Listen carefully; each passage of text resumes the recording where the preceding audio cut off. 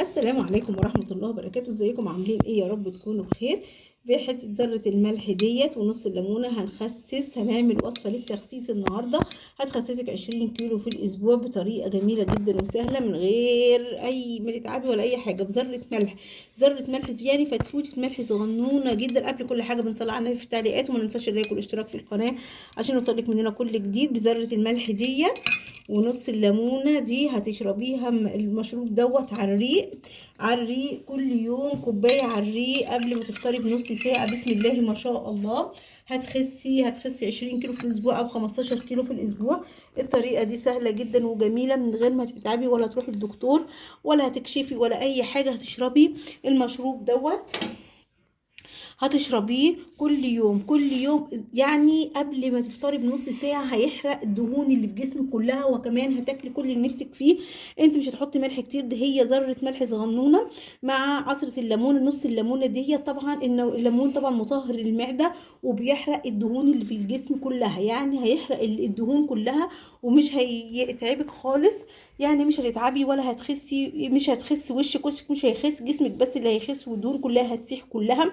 يعني لو استمريتي لمدة اسبوع عليه هتلاقي نفسك بسم الله ما شاء الله الدهون بتتحرق في جسمك. والطريقة دي جميلة جدا وسهلة ومتجربة.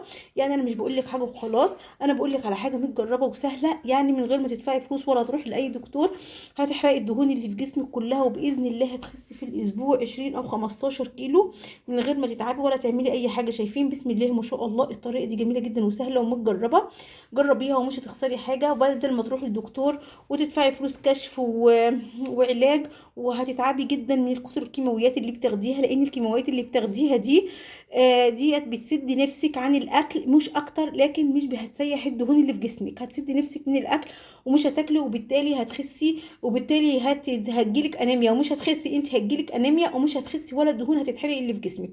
هتتعبي ونفسيتك هتتعب، وهتلاقي نفسك بتدوخي وبتقعي من طولك لانك بتاخدي كيماويات غاليه ومضادات حيويه. لكن للاسف مش هتخسي، لكن الوصفه ديت هتخسي فيها كتير. ولو ما عندكيش نص ليمونه هتبقى نص معلقه خل ابيض اللي انت بتستعمليه، الخل الابيض او خل التفاح دوت. الخل دوت هو برضو بيحرق الدهون اللي في الجسم. يعني باذن الله هتخسي كتير جدا، بس اهم حاجه تواظبي على الوصفه دي لمده اسبوع. يعني تستعمليها مثلا كل يوم، يعني لمدة أسبوع، كل يوم كوباية على الريق، كل يوم كوباية على الريق.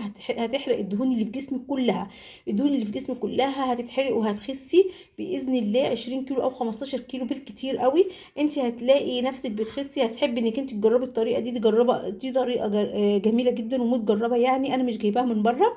الطريقة ديت متجربة على ناس كتير. شايفين بسم الله ما شاء الله. أتمنى تجربي الطريقة دي، مش هتندمي خالص خالص خالص.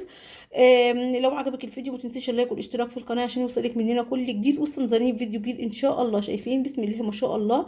يا رب الفيديو ده يكون عجبكم، بس اتمنى ان كنتوا تجربوا الطريقه دي بدل ما تروحوا للدكاتره وتدفعي فلوس وغير كده هوت، وهتاخدي كيماويات ومش هتخسي برضو. بالعكس انت هتتعبي، لان هتجيلك انيميا من كتر العلاج اللي بتاخديه وانت مش واكله. لكن كده انت اول ما تاخدي المشروب ده هتلاقي نفسك بتخشي الحمام والدهون بتسيح من جسمك كله، لكن وشك هيفضل جميل زي ما هو، وكمان هتاكلي كل اللي نفسك فيه. شايفين بسم الله ما شاء الله اهو.